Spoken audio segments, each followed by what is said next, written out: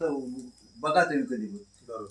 मग मी काय केलं, तर मग तुम्ही सगळी गाणी लिहाय पाहिजे, सहा सात गाणी लिहिले पाहिजे म्हणून मी ठीक आहे म्हणलं. मग कारण पहिलं गाणं त्यांना आवडलं, ते नाकी डोळे.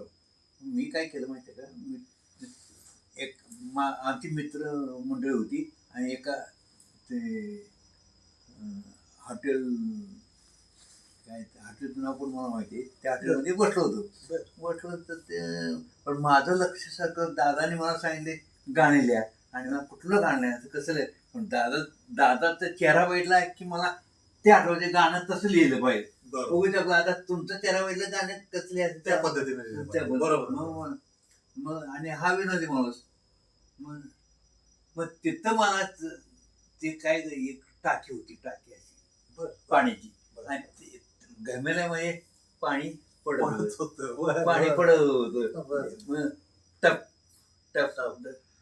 तर ते मला तेवढा एक शब्द सापडला, पाणी थेंबते गळ, एक शब्द सापडला. मग त्याच्या गाण्यानंतर मी पण मग तिथे मी एक दोन ओळी लिहिल्या, ते 2 ओळी लिहिल्या, आणि नंतर पण घरी आल्यानंतर गाणं पुरं झालं, पण मला त्या गाण्याचं झीज होणं झाले.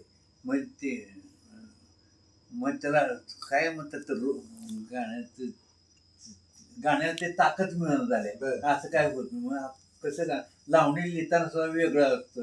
आणि तर मी काय केलं काय, मग ते सुरुवातीला मग काय केलं माहितीये का, जसा जीवात जीव घुटमळलं तसे फिरतेचं वाढतंय बळ, तुझ्या तोंडाला तोंड मला मिळ गणे हे बघून दुश्मन दळ. मग तिथून गाणं सुरुवात झालं. मग ते बरं वाटलं, आणि ते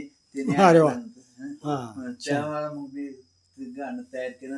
आणि ते जेवढी कडवी लिहिली तेवढी. हे कडवी लिहिण्यासाठी तुम्हाला किती वेळ लागला, तरी दिवस किती लागले? नाही,